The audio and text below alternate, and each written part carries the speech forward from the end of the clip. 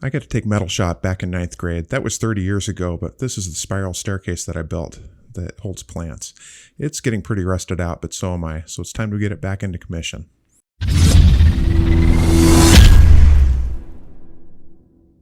Junior high, 1988 to 1990. That was 7th, 8th, and 9th grade for me. I got to take metal shop in junior high. I got to build this spiral staircase. It really was a cool project. So in the mornings, I was in school taking metal shop, and then in the afternoons, I got to play football. I was number 52. That's me running onto the field there. I weighed about 180 pounds, so I was a lineman.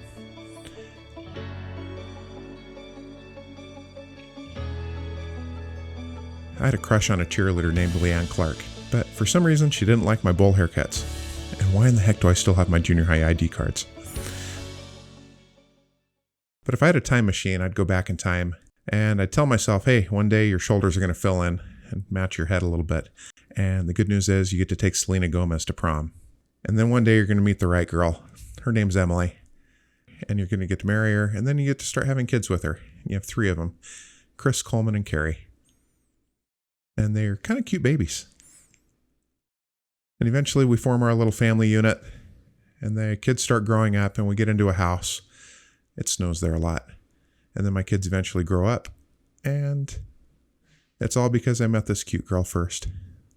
And she's just as at home getting room service as she is in a cold, freezing tent in the middle of wintertime. So she was even tough enough to go and get into a snow cave. So this is a snow cave we built. We dug this out and then put our sleeping bags inside of it. It was about 30 degrees in there, and we just had a good old time. She's toasty here. She just didn't like the flashlight in her face, but you can see the hot breath coming out of her mouth. That was a pretty chilly night. But back in the time machine, tell myself, just take really good records, keep a lot of journals, which I did, and then go back to when I had a bowl haircut. So yeah, football wasn't really my thing. I come to find out that I really love playing baseball. I didn't like helmets hitting me in the head, but I did like baseballs hitting me in the body. Blocked a lot of baseballs, got to play a lot. Played all the way through high school. It was just one of my favorite things to do. Even hit a double with a broken finger once. Dove back to first base and broke my pinky, and was able to hit a double on the next at bat. We read The Hobbit when I was in junior high. I like it better as an adult, but I like it even better as a Lego set. But from The Hobbit, I also learned that I like to go on adventures and get outside and see nature. I also learned that there are places where dragons actually live and still burn up the forest. I also learned to be afraid of rings and things that like rings and things that really like rings. I'm in so much trouble for this one. In junior high, I got to take woodshop, and we made this USA Eagle. I got an A on it, but my dad graded a lot harder when I got home. He didn't like that the A had the negative space filled in with a pencil. He thought we should cut it out, and we should have countersinked the nails that held it together. But we had an earthquake when I was in junior high. We could have dropped, covered, and held on under those workbenches forever. They were rock solid. I took drafting in junior high, and I fell in love with mechanical pencils and eraser pads and little brushes.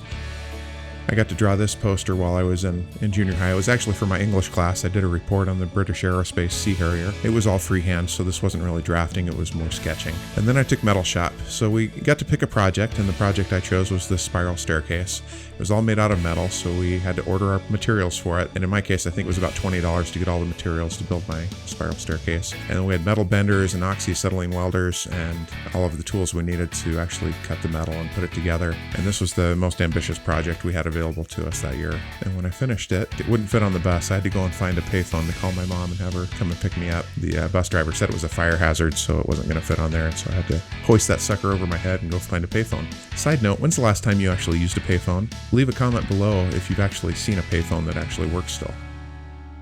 In order to do this project, I actually went looking for a new workbench, a metal workbench. It's huge. It's 5.5 feet by 3 feet, and it's 1.5 inches thick. And I put all those numbers into a metal calculator and come to find out that the top alone weighs over 1,000 pounds. And so the whole thing with the legs and the casters and everything, it's got to be close to 1,500 pounds. And those casters are rated at 1,000 pounds each. And then I put some fabric impregnated rubber pieces on top to protect it from wet projects. If there's ever another earthquake, I can duck and cover under this workbench with Benny and all of her friends. It should be pretty safe under there. My biggest fear was bringing this workbench home. It was 375 pounds per square inch on those 4 casters, and I was really nervous it was going to pop through on us. So I got to work on this thing. It's been sitting outside for a long time and got really rusty. It hasn't had any structural damage. It was just really rusted from sitting outside. I should have painted this thing 20 years ago again, but it's due though. So I stuck it on the metal workbench and got to work. I got down to work and just got into all the joints. None of my tools were really fitting in there as well as emery cloth and my fingers were. So it was just a matter of tearing off sections of sandpaper, keeping that fresh, and breaking it down as much as I could, getting all the old paint off and scrubbing off the places that had rust.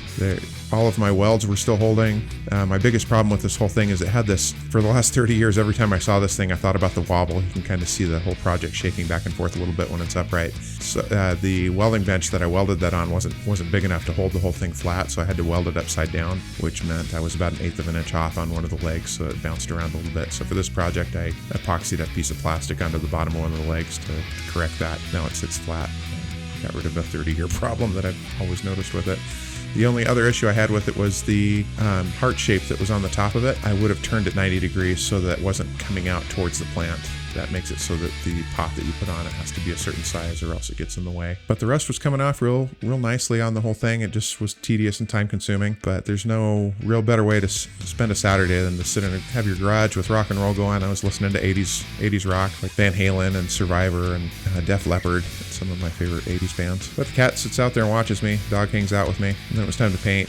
I had both garage doors open, had the back door open, had a pretty good breeze going through, so I really didn't need to worry about overspray because I'm keeping it easy. Oh, you know it's getting serious when the hat comes off. That's when I'm getting too sweaty. Hey, leave a comment below on some project that you did in school that you still have. Does it need to be restored now, or is it still in good shape? Did you keep it out of the weather? And yeah, leave those comments below, and let's talk about what we did in junior high or high school shop classes. Now, the irony of this whole thing is I went on to get a college degree, but every penny I've ever made in life has been from working with my hands and in the trades. Then got to work putting some paint down. It was laying down real nice. It was probably over 80 degrees in my garage that day, so the paint was setting real nicely. And it was Krylon paint, so it always works well. Tried to make sure I didn't miss any spots. A little bit better than it used to. It's kind of beautiful. And this is it sitting outside drying with a final coat. I put a couple coats on it so it'd be pretty heavy with paint. Now it's ready to sit on my porch with 4 plants on it, so I bought some new pots and stuck it out on the porch. So it's ironic that people still push so hard for people to go to college when I'm of the opinion that you can still make a good living, often working for yourself and in a skilled trade. Also leave a comment if you work in the trades and if you've made a good living at it or if you wish you'd gone to college longer.